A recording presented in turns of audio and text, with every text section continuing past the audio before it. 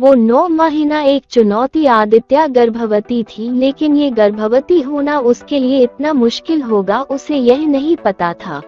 शुरुआत से ही उसके ऊपर दबाव बनाया जाने लगा कि वो अपने पति के साथ रहना छोड़कर ससुराल जाकर रहे, जो कि वह नहीं चाहती थी क्योंकि उसके ससुराल वाले इतने अच्छे नहीं थे। धीरे धीरे यह मुद्दा खत्म हुआ ही था कि 5वें महीने में उसे अचानक पेट दर्द होने लगा। डॉक्टर के पास जाने पर पता चला कि आदित्य को यूरिन इन्फेक्शन है।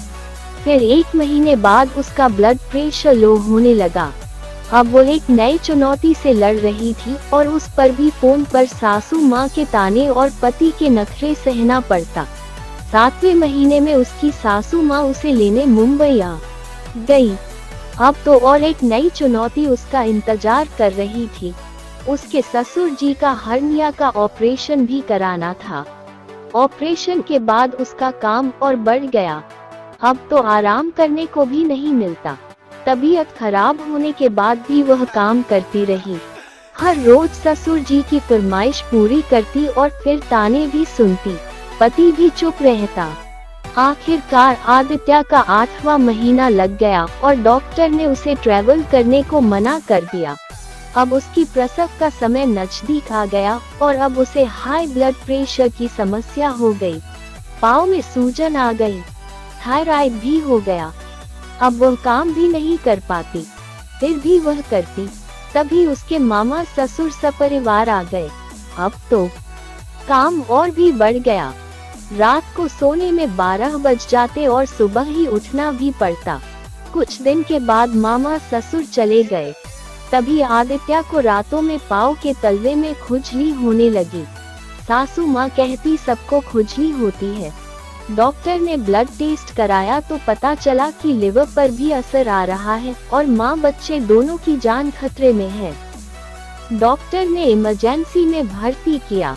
दूसरे दिन डिलीवरी हुई और एक बेटी ने आदित्य के जीवन में दस्तक दिया, लेकिन आदित्य के हाई ब्लड प्रेशर के वजह से बेटी पर असर पड़ा था और उसे आईसीयू में भर्ती करना पड़ा।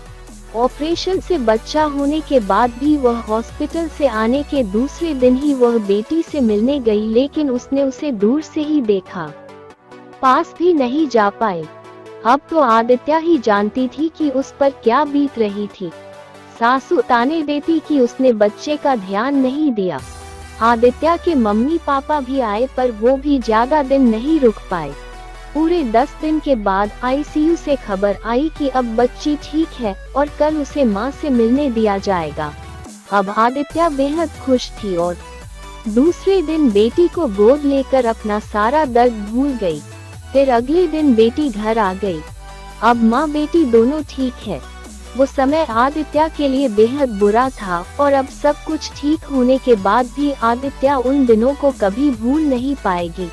उस बुरे वक्त में भोलेनाथ पर विश्वास ने आदित्य को उससे बाहर निकाला। वक्त बीत जाता है पर उस वक्त में हम लोगों का व्यवहार नहीं भूल पाते हैं।